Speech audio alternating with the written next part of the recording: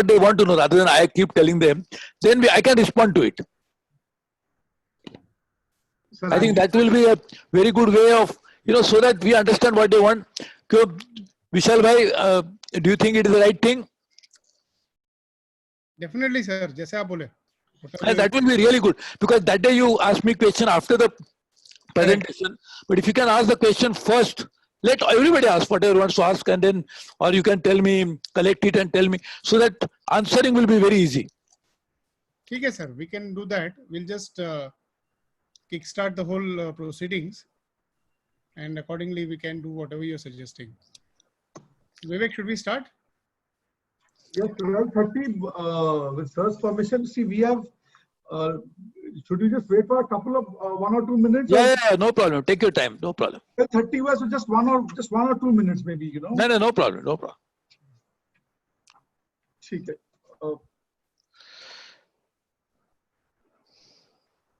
Sector को बोला जल्दी से.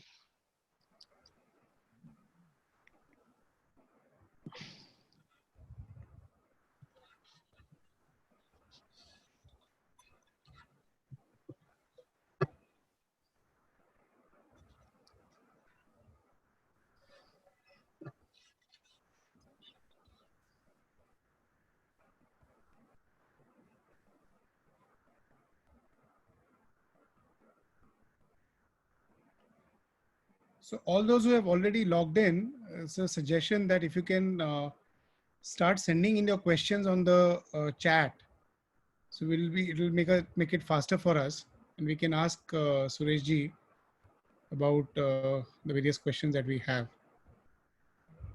Sure. Can we start with a general point of view that today Make in India can be given a big boost with the world wary of China's position right now. So how India can leverage itself to achieve that position of shifting of businesses from China to India? Correct. We'll start with that then, Bhaiya. But बाकी लोगों के लिए भी, I mean, people have specific questions. They can start putting it in the chat.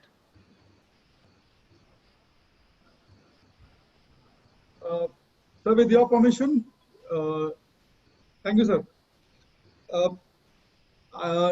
Dear friends, respected Sri Suresh Prabhuji, I have great pleasure in extending a warm and hearty welcome to you all to this webinar on a crisis is also an opportunity, and how India can significantly gain in the post-COVID new world order. We are grateful to Sri Suresh Prabhuji, Honorable Member of Parliament and a dear friend, to accept a request and to come today and address all of us in this webinar. It is my duty here, although Mr. Suresh Prabhu needs no introduction. He is a seasoned parliamentarian, many terms. His work is well spoken. He's been a Central Union Minister. The Chamber has the pleasure of interacting with him in the past. Yet I will try and do just a brief introduction for Mr. Prabhu. He is a man of multiple talents. The reason we have called him is that he's known to for his out-of-box and innovative thinking and to provide solutions when none exist. Just one example out of his legendary career is the reforms in the power sector that he had initiated. I know we are at 12:33, and we have got limited time with Sri Suresh Prabhuji, and he has suggested that whoever has questions can post the questions on the chat. He can listen to these questions, and then he will not only respond to the questions but also try and address the topic that we are facing today. Our request to him would be to say just a few words just to set the tone and the topic of today's order in place.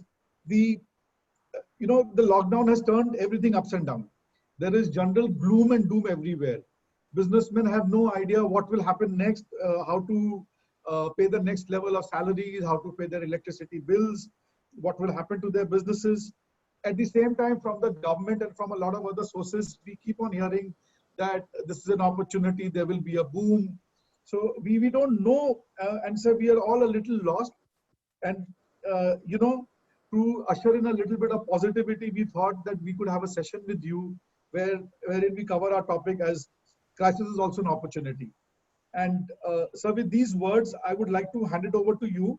Thank you, sir. Rishabh, you have to. Rishabh, can you unmute him? I'm doing that. Ha, sir, you're unmuted. Yeah. Okay. Also, my dear friend Raja, and of course, Saria ji and all of them for being here. And I'm very happy that I can talk to you again. As I said, I would rather answer all the questions, but I just make few points which he talked about, Mr. Saria talked about, Vishal ji, about Make in India. And then Vivek ji correctly said the situation, how it is going to come. So let us look at a global scenario for a few minutes, only few minutes. The US, almost 22, 23 billion dollar economy, which is almost 23% of the global GDP, has come out with a package which is almost now 13-14% of the GDP. In fact, it is estimated as a result of that US will have a 16% of the GDP to fiscal deficit. US already has surpassed almost 126% before all this, 126% of public debt to GDP ratio. The European Union is still struggling to do that. So when the money is coming so much into the market, what does it mean? That a global liquidity will be huge. Same time, to boost economic activity, all the banks in the world, central banks in the world, are reducing interest rates. So virtually, there is plenty of money, liquidity, and the cost of that money is so cheap, almost to zero. There is going to be, this money will be chasing some investment opportunities, obviously. Now, where would the investment go? It's a question. Can it come naturally like the flow of water? Water flows into the direction in which there is already a natural flow that is possible. The same way, this money can come into many areas. It can go into the stock market. And that's the easiest way because portfolio investors always try to make money and there's more liquid so that they can exit very quickly. So one set of advantage India will have is our equity market, actually, if you really look at it. Because, not necessarily because of fundamentals, but because of the liquidity. For example, if you can borrow at say 0.2% or 0.3% in some country, or in Japan you can borrow even at a lower rate, and then I have to invest it in some other market, the arbitrage itself will be so good that I'll be able to make money out of it. So this one area that India can benefit is because of the global liquidity, because of this equity market. For that, our equity market, the paper that these companies will like to buy or the funds will like to buy, will have to have a good fundamental. So good companies in India who can show good fundamentals can actually attract money. The second issue is the pension funds and the sovereign wealth funds. They have huge money. See, sovereign wealth funds are continue to have money. Like some sovereign wealth fund will have some problem. For example, sovereign wealth fund of Saudi Arabia, maybe because of the fiscal deficit. But, and because the oil price is going so low. But there are funds like UAE, Abu Dhabi Investment Authority, Mubadala in US, or in Norway, they have created a sovereign wealth fund which is $1 trillion fund. They set aside the money from the surpluses of oil in the past. Maybe some fund they will draw to bridge over the deficit, not Norway, but some other country. But still the sovereign wealth fund will have this money. The pension funds, they are not losing any money because already the pension funds have the regular money which keep coming to them from the salaries and also from the contribution that the employees make. So that type of funds will be available. So one set of emerging scenario that will happen after all this is the liquidity in the market will be huge. Even in India, liquidity will not be a problem. RBI has opened new windows. So one part of the issue is the liquidity. But liquidity does not mean there are other problems. Sometimes company may have solvency but no liquidity. Like I may have real estate, I may have this, but I cannot sell it tomorrow. I have to pay my salaries, my regular bills, then I need liquidity. So one part of the problem is that solvency may be there, but liquidity may not be there. But other problem is that I may have too much of liquidity, but not necessarily solvency. Because solvency will come from business ideas. And for that, our economy as a whole must grow at a faster rate. So that economic activity will be pushed up. When economic activity goes up, obviously individual companies' incomes will go up, and therefore the solvency will also come in. So this is a very interesting paradox that we'll be dealing with in the future time. Second issue, which I think will be of great concern to all of us, and Vishal Bhai was asking me about it.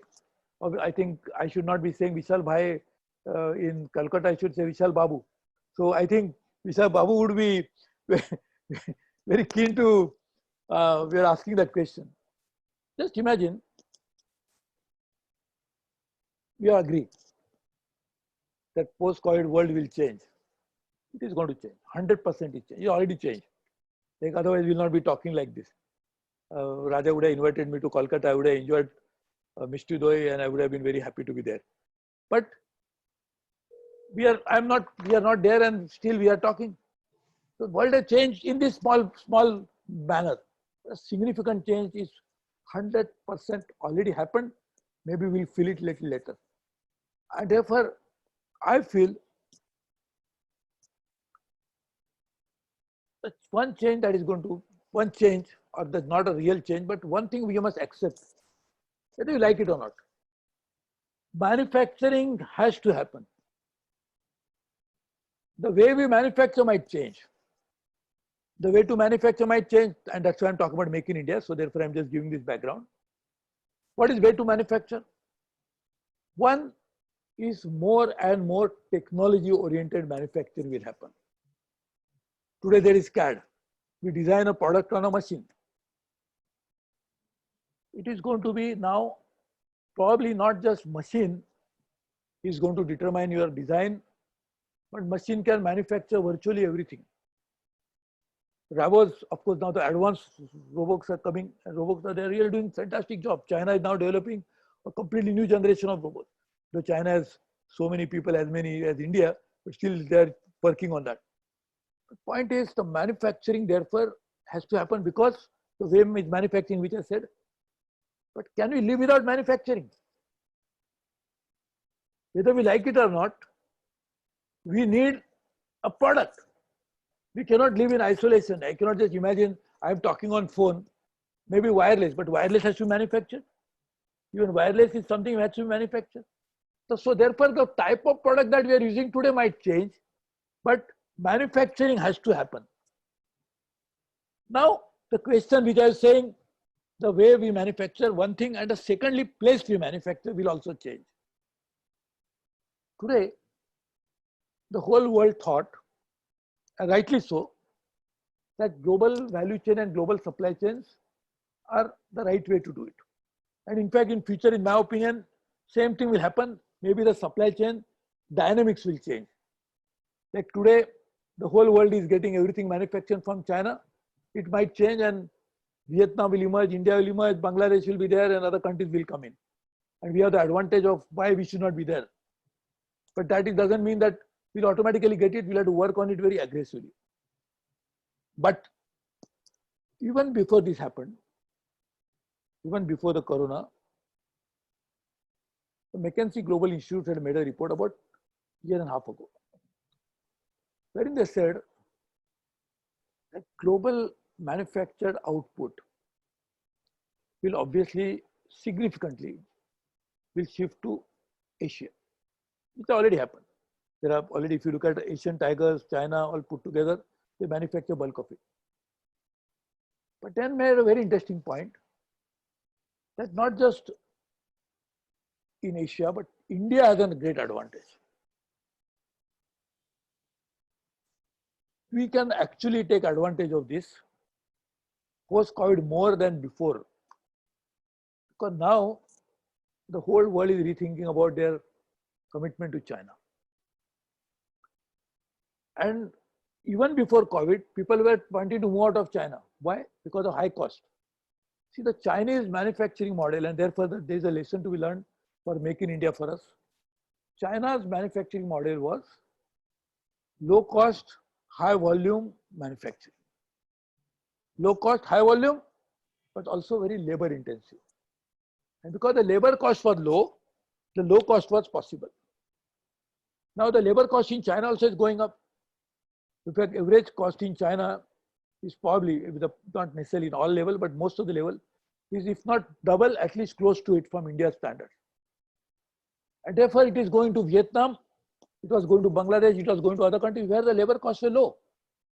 So labor intensive businesses shifted. China already had planned it, factored it. China was already moving into high technology oriented manufacturing. In fact, if you really look at it, it has happened worldwide. Japan started as low quality manufacturing.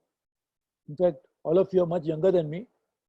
When I was a young boy, people would say manufacturing in Japan means low cost, low quality. Today we say making in Japan is the best quality. That time we are saying, oh, made in USA, made in Europe, oh, fantastic quality. Now there is nothing is made in USA, nothing is made in Europe, so therefore that possibility is not there. But Japan then became high quality product. Korea already moved that ladder. So China was already trying to move up to that before this happened. So therefore, China was moving on to that. China was also moving to other model at a macro level. That is moving from investment-led growth to consumption-led growth. So what is the change? See, this change is very important. And I think we should, as a country, we should strategize it properly. Why China could become manufacturing powerhouse? Because what they're manufacturing was consumed somewhere, and US and Europe were the big markets. So consumption will happen. As I was saying initially, manufacturing has to happen, consumption also will happen. Otherwise, if consumption and manufacturing don't go hand in hand, there is nothing possible. You not manufacture something which is not consumed, which is not bought by somebody. So when China is also moving into consumption oriented model, which US has always been, incidentally, in US, the consumption to GDP ratio is more than 75%, 80% almost. So consumption-led growth is something which the developed economies have adopted. Now China being already 14.85 trillion, almost $15 trillion economy, per capita income of closing now to $8,500, obviously consumption will be heavy. Just imagine Europe, China now, Japan, Korea, US, of course Canada, so most of the other OECD countries, they become now consumption oriented business model. Somebody has to produce. I'm giving a background to all this. So Vishal Bhai, Make in India, Vishal Babu, sorry, Make in India will become a very important possibility. Now to make that happen, it is not just going to happen because it can happen. There's a difference between what can happen and what could really happen. For that, we'll have to work together, completely new orientation towards business. First, we must accept business as now we are saying Corona warriors. I think we'll have to also say business is economic warriors. They help economy to grow. And the advantage India has got is that most of our business is in private sector. In India, agriculture, which is almost 60-65% of the economy, all the farmers are entrepreneurs, definitely. You cannot say farmers are not, they are the biggest entrepreneurs because they take highest risk. All in private hands. China didn't have that. China had all the land nationalized in 1949. Russia didn't have that. So in India, private sector is something which already knows all types of business. Retail business is 100% private. In China, it was not private. Even taxi owners were employees of the state. we had already had this advantage of private sector. And therefore, if you really make so, therefore, make in India will have to be private sector driven, entrepreneurship driven. New ideas have to come in. And therefore, make in India and startup India must go hand in hand. New ideas must come in from startup India, and the make in India will actually take it forward to make it in India. Then for make in India to be successful, we also make designing in India.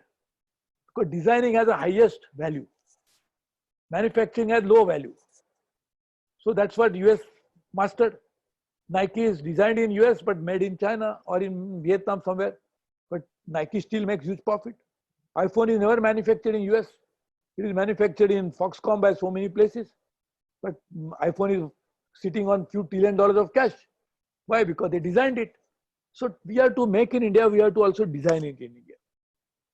Number 2 or number 3, number 4, whatever. We'll have to bring all arms of the state together to make in India. It cannot happen that make in India will happen because of only entrepreneurship and ability of the private sector.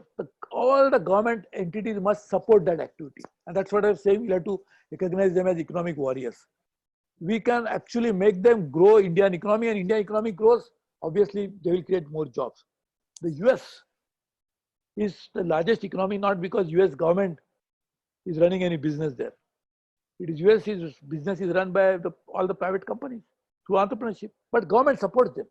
Like even today, you can see the government putting in so much of money, trillions of dollars to support private business. So we'll have to work out on a model like this to make it happen. But I can see, and therefore I was giving the example of the global trend that is going to change. I think, Raja, you are recording this my speech, na? Because I also don't know what I was speaking. So maybe Yeah, we are recording, sir. Actually, there is a great possibility of taking advantage of this. I feel India would be a great winner from this. All this before it started, I had prepared this blueprint for $5 trillion economy. As Prime Minister Modi has always been talking about it, I was, as a commerce industry minister, I said, let me prepare it. But 20% of 5 trillion, that is $1 trillion will come from industry. And I was saying industry leaders were prepared it. I got CI involved. I said, that's not prepared by my bureaucracy in my ministry, but by a real industrialist. So we are ready with what $1 trillion will consist of. Steel, cement, how much will come it from? New technologies, how much will bring it? And to make that happen, I had prepared a draft industrial policy, which actually was on the website, and I'm sure now we'll be announcing it, but it was ready even before the election. The second part is services. 60% of $5 trillion, that is $3 trillion, will come from services. For which 12 champion sectors were identified, and we already said that the 12 champion sectors will get 5,000 crores approved by the cabinet. So that this will become globally scalable and they can actually create jobs, because service sector will create more jobs. Industry will not create as many jobs because there will be more mechanized, as I was saying earlier, the way we manufacture is going to change. But service sector will create huge jobs. They are very labor intensive. And in India, we have to have everything which is labor intensive, but economically viable. Like agriculture is labor intensive, but not economically viable because there are too many people on agriculture. There is a disguised employment. So we must have labor intensive industries, labor intensive activities, whether in services or in agriculture, but which is oriented towards efficiency, productivity, and that's the only way we can actually be taking advantage of it globally. So unless we work on all these issues, will not happen. So I think it is definitely doable. I'm very sure about it, and Make in India will happen. We have to work on getting those companies into India and in Kolkata also, because Kolkata was a thriving center of trade for decades or for more than a century. And therefore, this is all possible that we can actually restore the glory of Kolkata and West Bengal, because they are the frontier to the eastern part of the world where there is going to be more activity. In fact, if you look at it, the Asian tigers are east of India. Second largest economy, China, is east of India. Third largest economy, Japan, is east of India. The third largest economy of Asia, not India or the world, but Asia, Korea, is east of India. Actually, in a way, east of India is going to be the future of the world also. And we are very well located. We have the port facilities. We have the ability of making business, and we have the experience, if not of recent times, but for many generations. The business was done from Kolkata, and people were thinking that Kolkata is a city that we must emulate. In fact, Bangkok has now become very attractive for many reasons. But people that time were thinking that Kolkata is far better than most of the cities in that part of the world. People used to come to Kolkata as something like a dream. Like I was born in Mumbai, but earlier people used to come to Mumbai to say, Mumbai meri jaan. So अभी मुंबई की जान जा रही है, वो अलग बात है. But now this was the situation of our country. So I think we are well positioned, well placed to take advantage of it. So thank you. I answer about this Make in India, giving perspective on that. Thank you. Rishabh, can you moderate the session and ask questions in the chat? There are a lot of questions. Just go by one. I'll probably take this advantage and ask the first question myself. Sir, a lot of representations have been sent to the government from chambers of association, from businessmen, but there is a radio silence from the government on any of our problems that we are facing. Sir, you want us to be economic warriors. Sir, we share your enthusiasm. Sir, we are this. I think the entrepreneurial community will respond heavily to this opportunity. But sir, we are facing existential crisis. Our basic survivals are at question. So why is there a radio silence from the government? Why do you think, or if you know something that the government is going to do reply something? Because sir, for the last so many days, we've not heard anything from the government. I just wanted to know your views. And over to you, Rishabh, for the future questions. You're right. Actually, just before this video conference that I'm having, I was having a video conference with Andhra Pradesh, because I'm a member of parliament from Andhra Pradesh.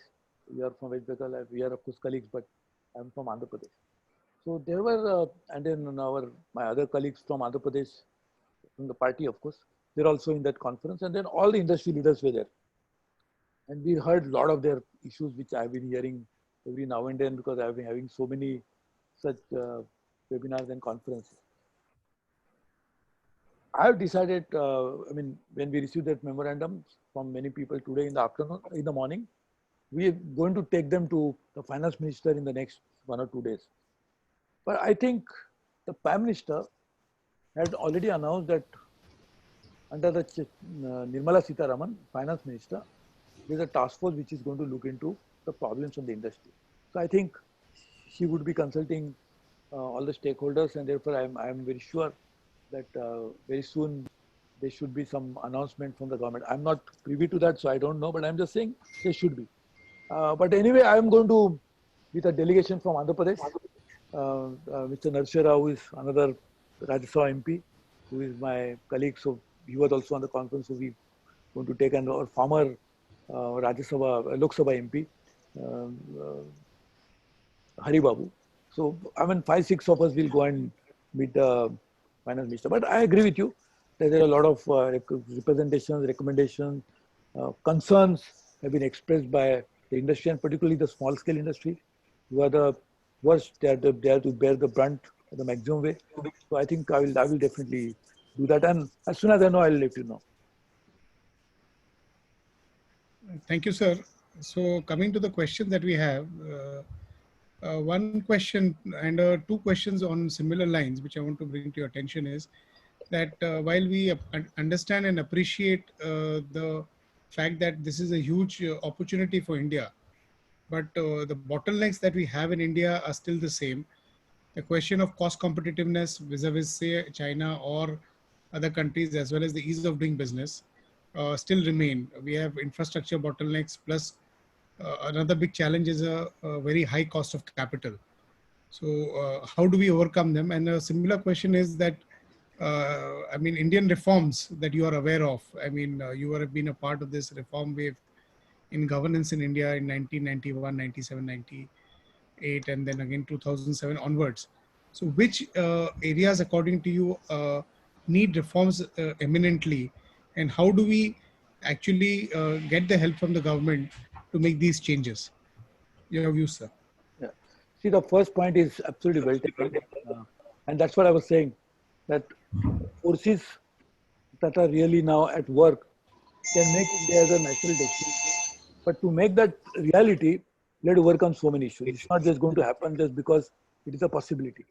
And that one area is that what you mentioned is all the infrastructure gaps and bringing everybody together. The bureaucracy, to some extent judiciary, to some extent media, and particularly the state and the central government, but not just state and center, also the district administration. If we bring all of them together and align them to the objective, this can happen. The other area of infrastructure related issues is, of course, the logistic. The cost of logistic is so high in India, and also the time of turnaround of logistic. Thankfully, the Prime Minister, for the first time, created a logistic division, and I was the first minister who handled it. We have prepared a logistic policy, we have prepared a logistic action plan. Hopefully, that issue will get addressed. In fact, one of the days I will request your chamber to organize a program. After that, I'll come to Kolkata and I'll bring some experts from logistic division.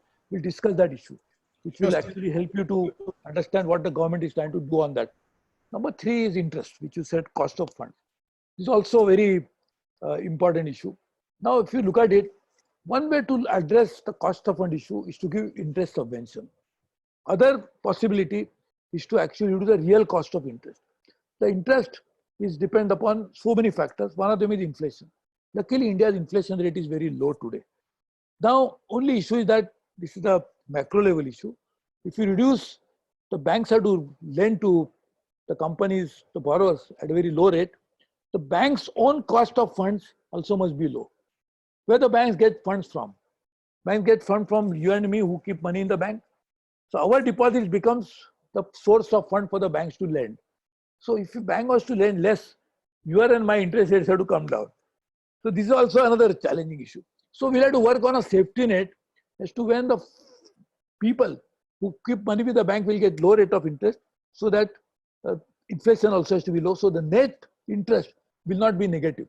In China, one of the reasons why interest rates are low, the Chinese household which give money to the banking system, they get money at something like only 2 or 3%. Incidentally, China's saving rate is more than 50% of GDP. Whereas our saving rate has come down dramatically, and it is now really cause of worry. So we have to balance all the issues. But point is, other way of doing it for the short term, while macro level the real interest rates can be reduced, is interest subvention. And therefore, for some segment of industry, particularly small scale industry, government can open a window wherein they will get rate interest at a funds at a cheaper rate, like we give to agriculture. With agriculture, they get through NABARD refinancing and other mechanism. So I think same way we can use SIDBI, the Small Industrial Development Bank of India, as a refinancing arm, where the banks give money to the small cell sector. The interest subvention can be given by SIDBI to the banks, as well as they'll get refinanced from the banking system, so they can give more money. The other way of doing it is government guaranteeing the small scale industry sectors by sovereign guarantee. By doing that, banks are safe, banks will not be worried about it, small scale industry will get more money, and when the more money will come, more activities will start. So I think this again can be of a great opportunity, and that's how it can be worked. But I fully agree with you that unless we address all these issues together, we'll not get. And in fact, once you address issues, then automatically you see the money coming in a big way. Other aspect, I think that you should keep in mind. We are all talking about FDI. We are talking about more investment coming to India. We are talking about companies from other countries coming to India. Try to understand one thing. Suppose, take example of each one of you. You are going to do business in some other countries of the world, correct? What you will expect? You will tell that country, like you are going to Africa. You will tell Africa first to sign a treaty with India so that investment protection happens. Number two, you will say, give me a guarantee that capital repatriation can happen. You will also tell them that I want a guarantee that I can have a free trade, so I can bring raw material from any other country I can export. So actually speaking, trade liberalization is also a prerequisite for getting foreign investment to India. So that must happen. And trade liberalization also has winners and gainers and losers. Somebody will win, somebody will lose. So we have to be ready looking at a broader picture. Now the second part of the question was, second question rather, was about which are the sectors in which you see opportunity, right? That is what, Raja, you wanted to ask that other question? The question was that given these bottlenecks, what reforms you think are imminent or needs to be done so that India becomes competitive? See, one reform is obviously, one is the administrative reform, so that the entire administration gets focused on making this happen. Judicial reform, which are again very, very important, so that judiciary gets completely attuned. And we may need to have a sort of a judiciary which will deal with economic issues. So they understand those economic issues properly, so they will also understand. There will be, like in some countries, there is a provision. The criminal courts are different. In India also we have that criminal and civil courts are different. But we may have to have a specialist courts dealing with economic issues. So they will understand this very properly. Thirdly, even the reforms have to be necessary for many reasons, the police reforms and others, for many reasons, not just for this. But even the law investigating agencies must focus on economic issues properly. So we may have to create a special cell in the police and in all the investigating agencies who will understand the business better, so that when they want to take action, they will understand it better. Income tax department, the enforcement directorate, the revenue intelligence department, the CBI, the police. If those investigative agencies, they are properly trained about economic issues, then they will understand business. When you have taken that decision, why you took that decision as an economic decision. And it can go right, it can go wrong, but you will understand. So I think these kind of reforms, of course, labor reforms, etc., we already talked about, land reform we have talked about, but I'm saying these are the kind of broad reforms which will help us to understand that business is done in a particular manner, therefore business needs to be supported. Sure, sir. So there's a question from someone in the education field that post-COVID, looks like a lot of education and teaching is going to go into the digital mode. They have already started converting that. And a lot of this is likely to stay, not change. But now organizations and institutions have invested thousands of crores in physical facilities.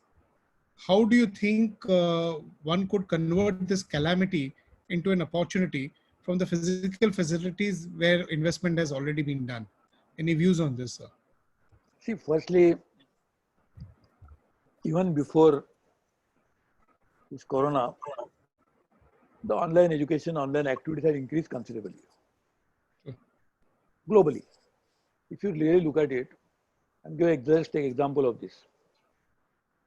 Today, you can book your ticket on your own, travel ticket. If you want to go abroad, you can you can actually make, there's Expedia, there's so many, mybooking.com and how many websites, I don't know. So they will always be there. There's a competition will be there from these online sources. You cannot stop it. But that doesn't mean that brick and mortar business will die. I don't know whether that day I ever gave the example to Raja, he was talking in his other capacity as a president of Fragrance Association. I don't know whether I spoke about it, even if at the cost of repeating, I'll give the example to you. Sure, sir, sure. I used to be chairman of a bank, Saraswat Bank, when I was the youngest chairman. Did I give that example to you or somebody? Please, you didn't mention this. So I'll just tell you something very interesting, the real life situation. When I was the chairman of the bank, I'm talking about 1987, about 35 years ago. The youngest chairman of the largest cooperative bank. We decided to computerize all the operations. Unions were upset, even customers were upset. How do you know whether my money is in the bank or not? Because everything is online. How do you know you are giving, I can see on the screen. So they were also a little apprehensive. We used Infosys to computerize the bank operation. Infosys incidentally was a bank's borrower. I gave them the first loan. And they were the first customer for their new product, which became their most successful product for the finance services, was used by us. Okay. So we computerized it. The fear was now who is going to come to the bank? And what happened to job? Because we computerized, the bank grew. Employees which were to do totaling and tallying every day balance sheet. That didn't happen. They didn't have to fill the passbook, the drudgery of that. But that doesn't mean we lost jobs. In fact, created more jobs. In fact, we opened more branches. So now bricks and mortar educational institutions will be there to stay for years to come. Who will not like to, in UK, you think there are no online courses? But why people want to go to Oxford or they want to go to Cambridge? In US, you think there are no online courses? Even Harvard offers online courses, but people still want to go to Harvard and study there. You know, education is something which I want to have an interface with my professor. I want to enjoy that particular age with my colleagues and friends who I want to study with them. I want to enjoy the atmosphere of that particular university. And therefore, the ethos of education are not just limited only to do this. Even Gurukul, at that time also, because of high nature of enlightenment, you could have imparted education. The Guru was so advanced and the disciple also was so committed. He could have given the education to him directly. Like Ramana, Maharishi Ramana, you know, one of the greatest saints ever born anywhere. He had not studied, he dropped out from the school. He had no guru. His knowledge was tremendous and he never used to speak about it. He acquired that knowledge. Or take Ramakrishna Paramos, while so far away is very near to you. He was an ordinary priest, but so advanced. And in fact, he was praying to God, goddess actually, that I want a disciple like him. And then Narendra walked in, and then Narendra became his disciple. Did he give education to Narendra? He gave it through mortal form. But what I'm saying is, so this age-old concept, but even then at that time when the education could have been given like this, Gurukuls were there. So I'll tell you, and today there is a Cambridge, there is Oxford, or there is Harvard, and there is Yale. All the university campuses are there. So campus-based education is not just going to die. I can tell you that. It is bound to happen. Only thing is that the campuses will also have to realize that there is a competition from online platforms. So they will have to also redesign their model of education, and that only would mean that they will not die, but they will thrive only if they also look at the changes that are happening around them. And this is, mind you, the railways. And I was a railway minister. Almost all the bookings in railways is now happening through the online platform of IRCTC. Common man is doing this. So people now, everything is going to happen on your mobile phone. And after some time, I don't know what is the next generation is going to happen. I cannot even imagine. I'm not an expert on that. But please understand one thing. These are the changes you cannot stop. You cannot say, I'm going to stop the online, or I'm going to stop technology. I'm not going to allow artificial intelligence to come in, or blockchain technology to come in, or big data to enter my company. It is not possible. If you don't do that, you will die sooner. But if you say, I'm going to have this competition, let me design my ideas properly. I think online education is not going to bring in death knell. It's not going to cause a death knell for the universities and brick and mortar businesses, but can actually help them to add value to it. Excellent thought, sir.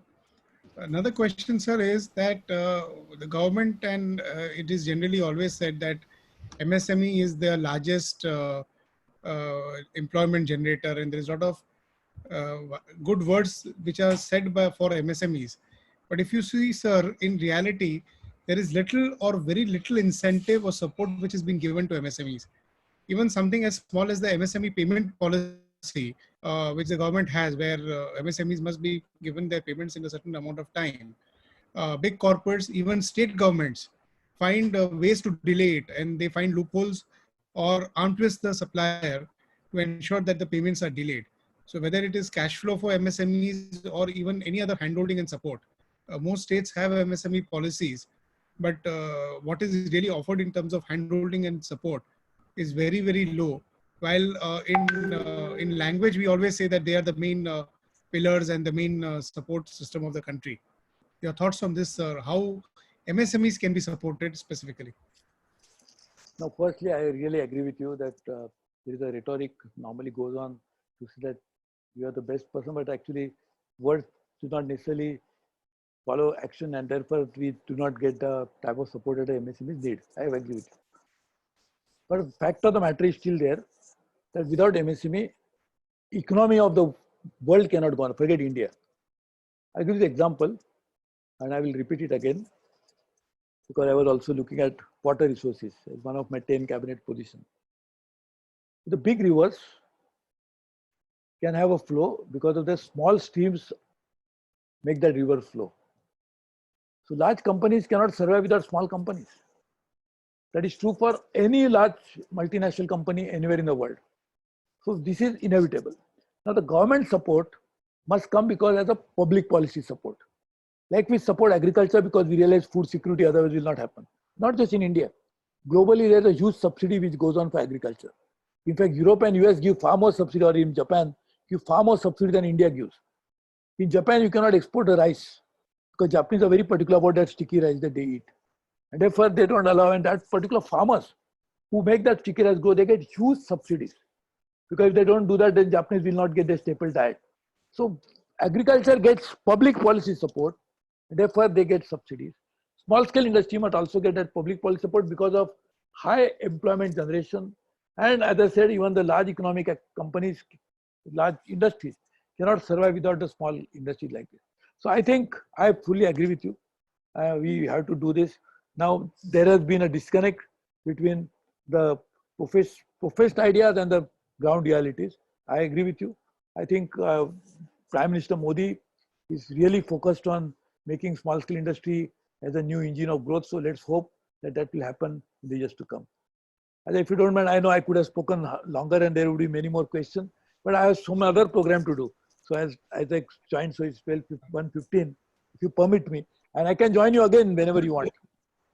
Sure, sir. I mean, if you have something else, we'll not press you, and note to all So the one other last questions. question. Rishabh, can you just ask me one last question? So we'll ask you one last question, which is a burning problem for industry as well as for all the chambers of commerce, which is that there needs to be more coordination between policymakers and industry. Especially in times like this, we are all mostly confused. I know Vivek asked you this question about total silence, but there is so much of confusion regarding what is being planned and what is being done. It's a big challenge for us.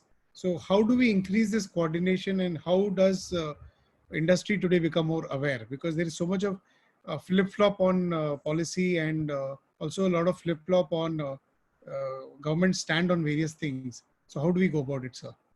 No, I see the only way, and this is right, see the coordination can actually benefit governments more than industry, because you get the first-hand information, and you get also, so then they don't have to change the policy subsequently because you already know about it while you are framing the policy about the challenges that are going to come in. So the only way it can be done, and I fully agree with you, and this is what always in my ministries, I always used to do that, is to bring people. In fact, sometimes it was very exasperating for the industry that I used to have so much of consultation. But I am huge beneficiary of that consultative process, because then I could understand the implications of the proposed policy, and therefore we could take timely action to prevent any challenges that will emerge as a result of implementation. So I fully agree with you. And this interaction, for example, what you're asking me, is also helping my thought process very much, that how we should try to work together, how industry thinks about it.